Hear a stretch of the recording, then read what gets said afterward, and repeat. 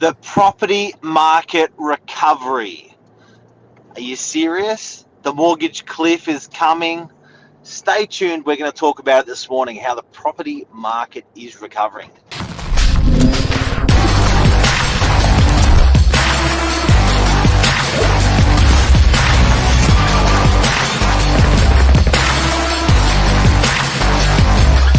I'm the ringleader, so listen up. Good morning. Good morning, Billy. We're late. We're late, but we're being positive news. It's not doom and gloom this morning. It's good news, isn't it? How's your weekend? Yeah, tops. Yours? Yeah, good. I heard you watched the Indiana Jones movie. Just came out. I do recommend. We were saying production's back, and yeah, go check it out, guys. It was my favourite one of the lot. We got Tom Cruise in town. We got Margot with his premiere. We got Margot Robbie with her premiere. It's all happening. It's all happening. Let's jump in. I've got some tiles for us this morning. Got my woggy tie on. Okay, so what do you know, Billy? You know what triggered this today? We had an auction on the weekend. Number 8 Regina in Brookvale. This house is not in an exotic location. It's a nice way of saying it. It's a red bricker. This house was probably 1.8 to 1.9, I reckon, in December. Crazy. And I'm not exaggerating. I independently asked our auctioneer, asked other salespeople, and said, where do you reckon this property was sitting in November? And conclusively, everyone said it was about a 1.9. Now, 6 months, 7 months later, almost 8 months later, it's more. It's sold at auction at 2.29. Now, I'm reading the market recovery, and I'm thinking, you know what? It's true, but I just don't understand it. Well, we're going to try and help you understand this morning. So I've got a selection of 3 or 4 tiles that will be, I think, interesting to everyone here. This one talks a little bit about that recovery. Home values across the nation continued their recovery in June. New data showing national prices are now just 0.1% lower than they were a year ago. So 0.1% lower than they were a year ago, national. It's interesting. Pretty big. It's interesting because don't forget that last, it's now officially deleted that last. The last 6 months of, like, last year did was down 20%. So a property worth $1 million went down to 800,000 last year. So in that second half, it took a beating for 100 grand, and people are now suggesting that that's back up 100 grand to meet that data that you're talking about. So it sort of doesn't make sense when you've had 12 interest rate rises. We've got the Reserve Bank meeting tomorrow, but you've got interest rate rises. You've got a mortgage cliff that people are falling off because they're coming off their fixed rates. Yet the property market's doing better than last year, not worse. And I think we'll get to the reasons why in a moment when I bring up the snapshot.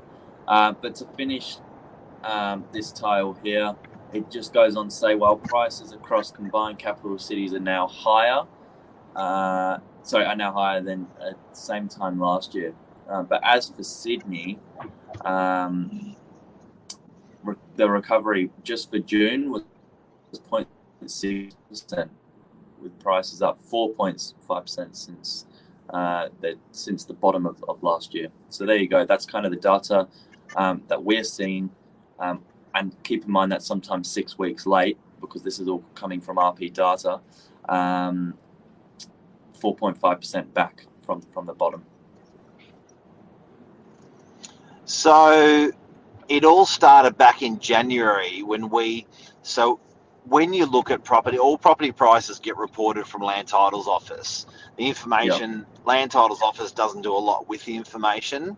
They flick that information over to RP Data. RP Data are the experts in property in data.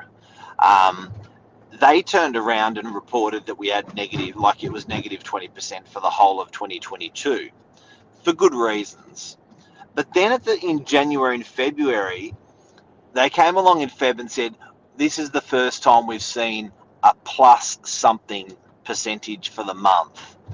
And they showed the graph and I was like, that's weird, because I don't feel that that's happening in the marketplace.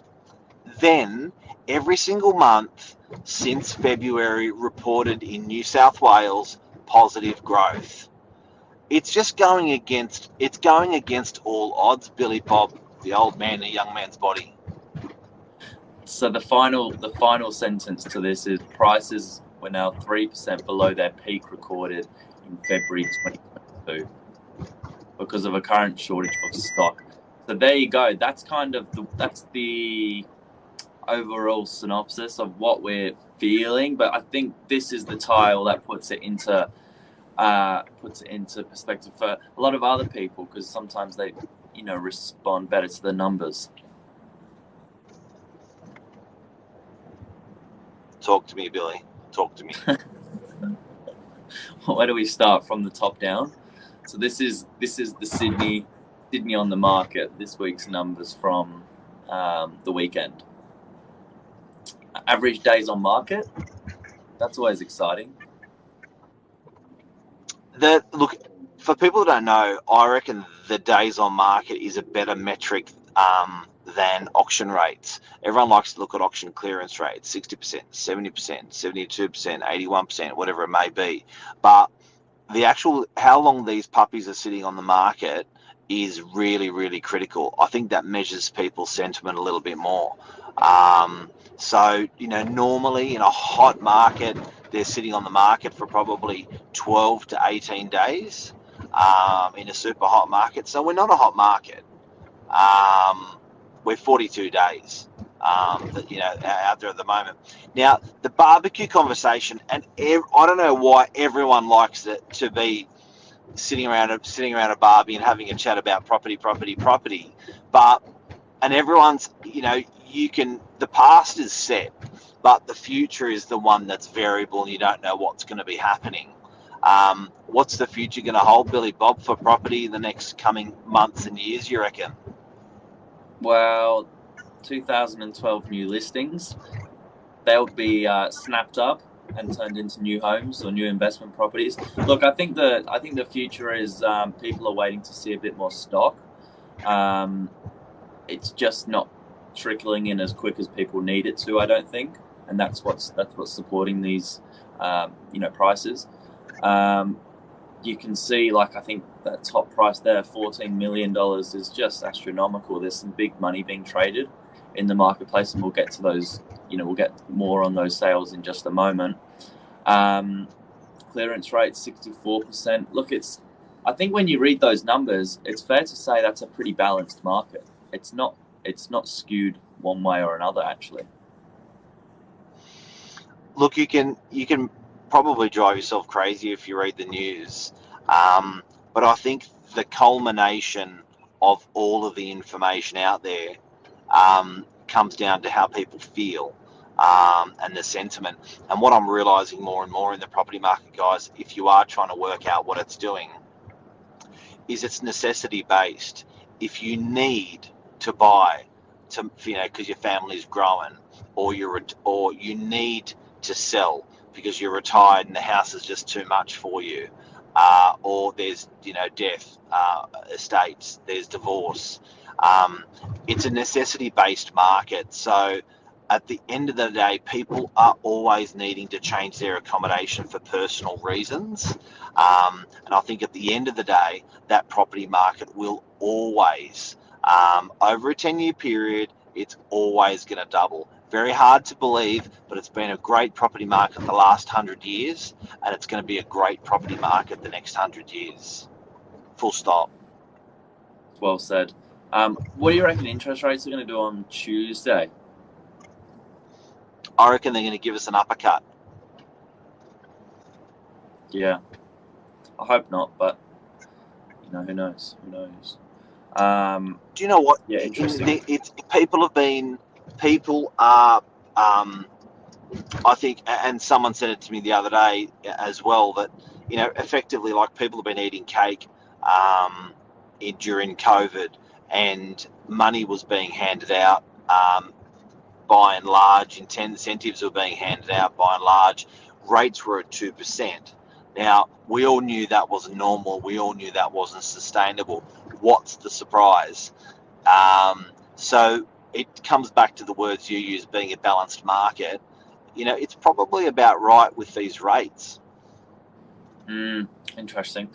The last tile one of the last ones I think that's interesting as well is this high-end property market. We've spoken about it on another episode, but it seems to be super buoyant. Really, really pumping at the moment. It's a bloody corker. Guys, this is a live show. If you've got any questions, feel free to ask us anytime. But, these top sales are strong, hey? Yeah. So there's a couple put together around that sort of $10-15 million mark, and I don't think there's any sign of that slowing down either.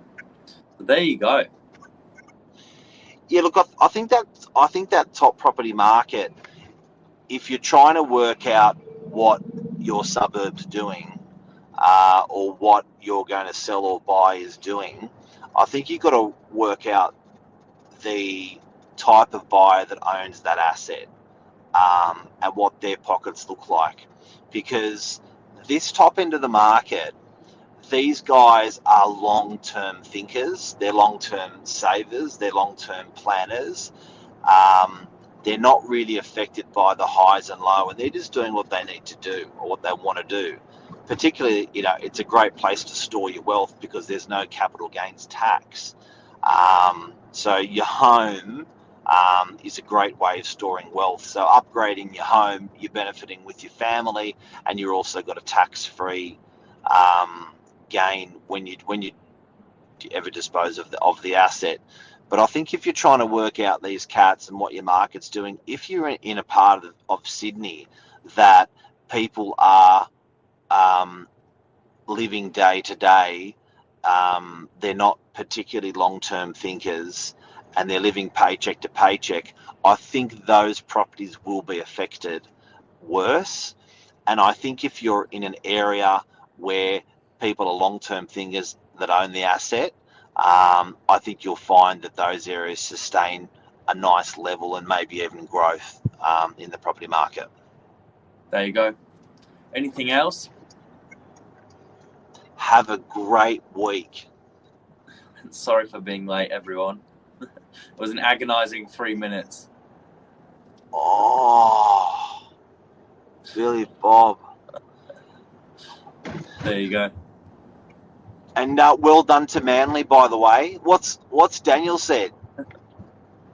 Mark, you need a test backdrop for your studio. Love you, mate. Thumbs up.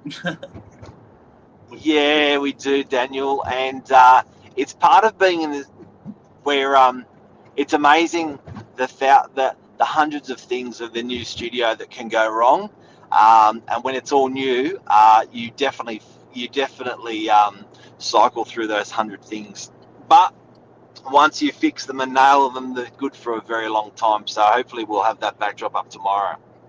We might be able to bring you a live studio update, as in we'll show the viewers what we've created here. You know what? Watch tomorrow. That's what we're doing. We're exploring the new studio. Exploring the new studio. Okay, there you go. Have a great week. Guys. See ya. Bye. Bye.